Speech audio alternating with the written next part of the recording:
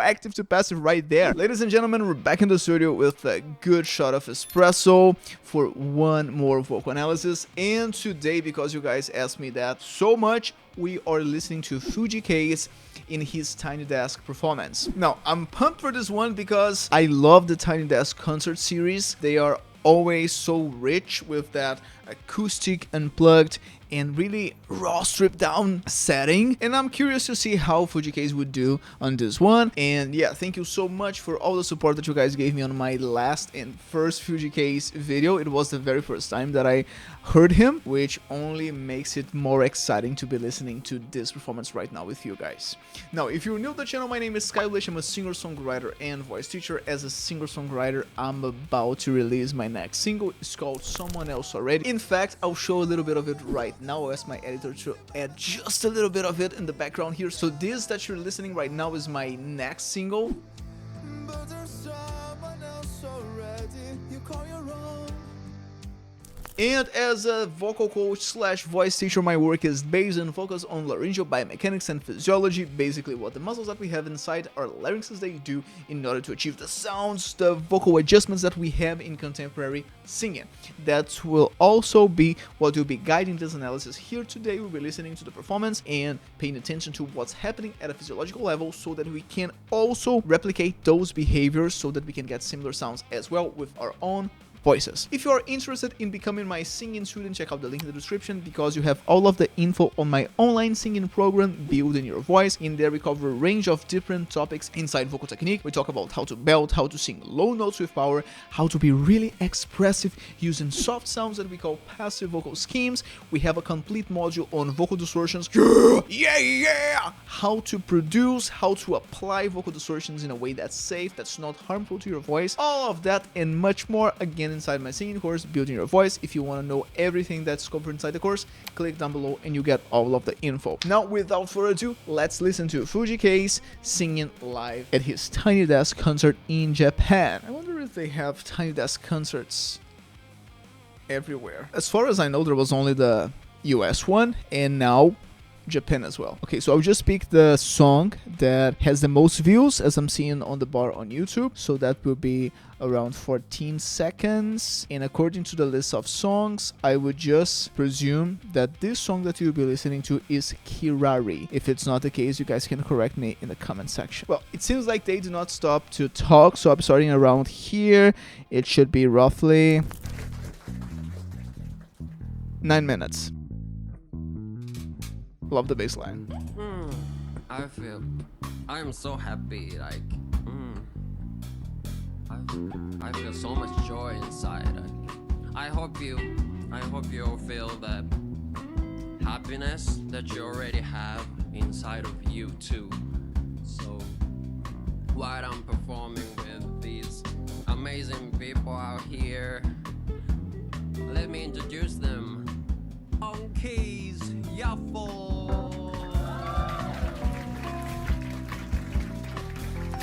Really jazzy.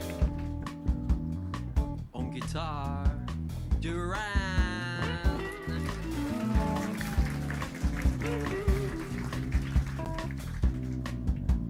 On bass, Hatsuya Takumi. Nice bass line. And on drums, Kudo Seiya.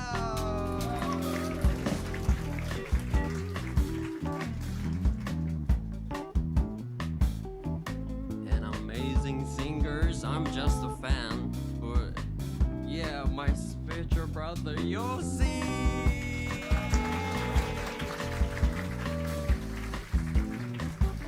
and my little spiritual sister Nishina.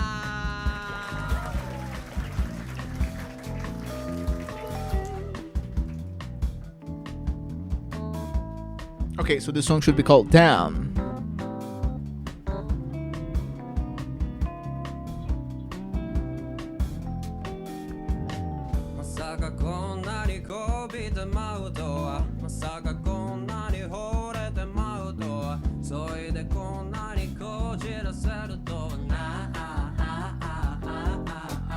I love the backing vocals. I think she's doing a third above. Probably the gentleman there is doing a third below. Now, Fujii Kaze is here. He's singing with his vocal folds in active tension. If you don't know what that is, it means that you're new to the channel. Our vocal folds when we sing can be in either active tension, hey, or passive tension, hey, depending on the level of muscle mass mobilization, aka tension that we have at the level of the vocal folds. The muscles that we call vocalis muscles, these muscles can be active, resisting more against the air pressure, or they can be more relaxed, just letting the air flow freely. Here he's singing with active vocal folds.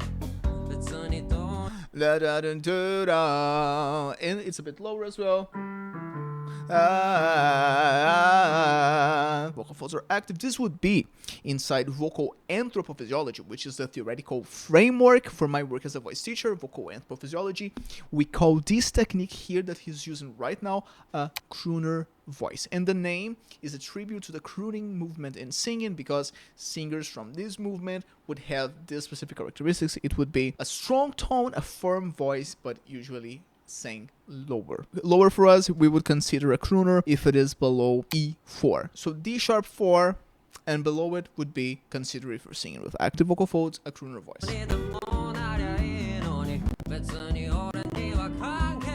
Ha!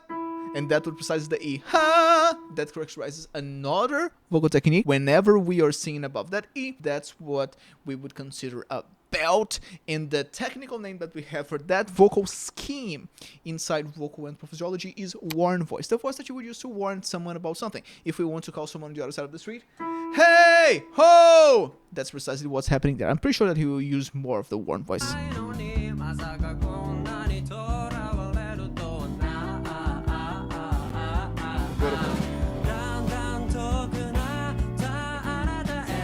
I love the way that he's shaping the vowels. Lots of brightness right there.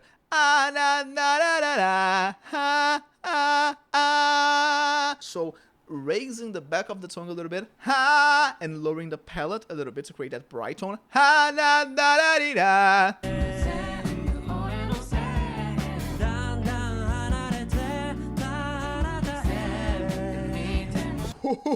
Active to passive right there in the middle of the run.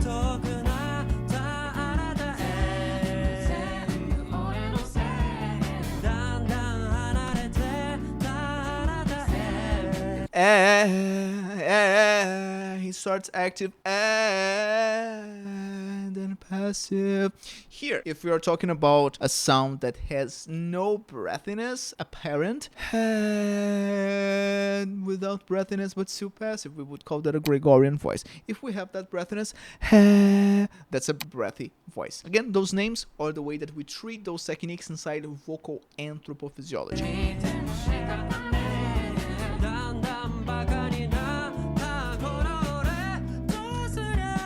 Great example of Gregorian voice. And then he's doing a yodel right there. So let's listen to that again.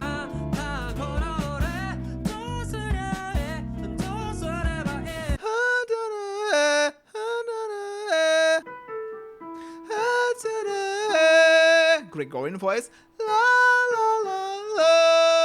And then active. Whenever we have an abrupt transition, abrupt transition between active and passive, that's exactly what characterizes a yodel. Some people call this cry, some people call this sigh. The way that we treat them inside vocal anthropophysiology is as yodels. Beautiful.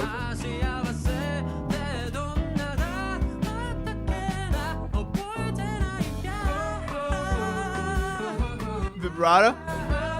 Ha.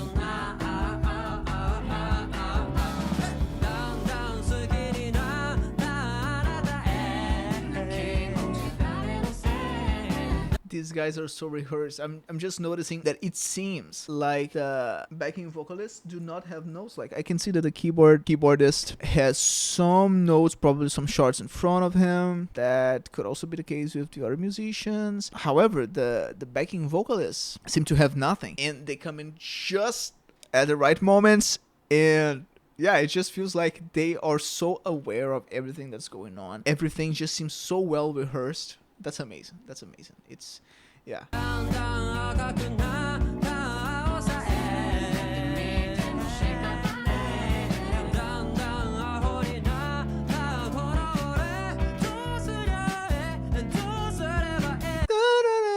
I can't get over this Gregorian to Warn transition. And then he sings more active there. This is just amazing. And again, guys, the function of vocal technique is precisely to have tools to be more expressive with your voice. Whoever tells you that if you learn vocal technique or if you get vocal technique, you sound robotic because you're being technical instead of following your feelings, it's the opposite.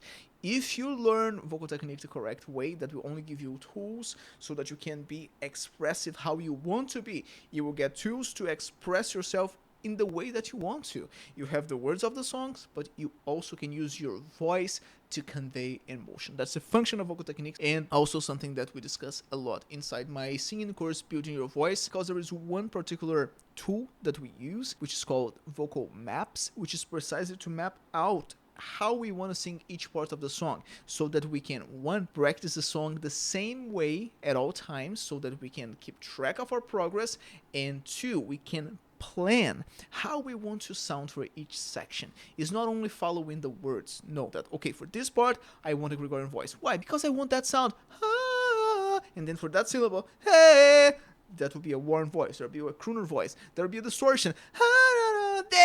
We have a plan, and we are sticking to the plan. We are practicing like that at all times because it was planned to be like that, which of course has that function of helping with the expressiveness of your performance. So again, if you want to understand more about vocal mapping, it's covered in depth inside my program Building Your Voice, Theory and Practice. Let's keep going.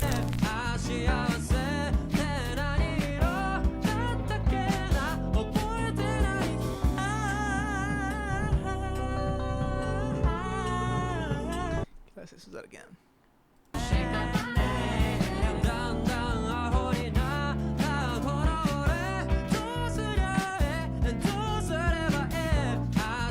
Hey.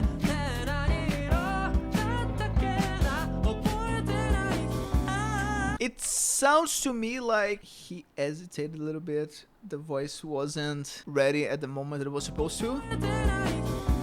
Yeah, almost like he tried, but then things were just too stuck. The vocal folds were too close. And then ultimately it did happen, which is amazing, because one thing that it tells us right away is that the performance was genuinely live. Everything that we are hearing is exactly what happened. In fact, I heard something that I heard, it might be the case, I hope it is, because it's super cool. The Tiny Desk concert shows the voice is not amplified, which means that this microphone that you're seeing in front of his mouth, it's only to capture the sound, but they do not have amps or PA systems with them. Well, the other instrumentalists, they do, if they're playing guitar or bass, that's been amplified, but not for voice or acoustic instruments in general. It will also be the case for the drums, or if someone is playing the violin and acoustic guitar, that'll be the case. That's really interesting, because that's one way to have access to a really raw and genuine performance by the artist that you like. And this is incredible. Being able to hear everything, small imperfections included. That's amazing. And let me break something down to you. All of us singers will commit mistakes. Many of them. There is no show I ever sang on that I did not commit mistakes. That's just part of live performance. And whenever things are too perfect, okay, that's okay. It's just part of the real moment. It's not about performing perfectly at all times. It's about being able to express yourself. Now, what happened there right after that was also really cool.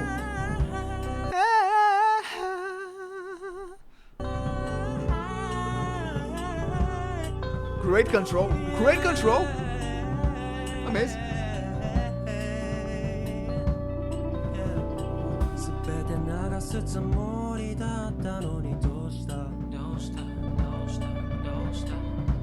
何もかも捨ててくと決めてどうしたどうしたどうしたどうした明日なんか来ると思わずにどうしたどうしたどうしたどうした全部まだまだこれからだからいつかあんたにたどり着くから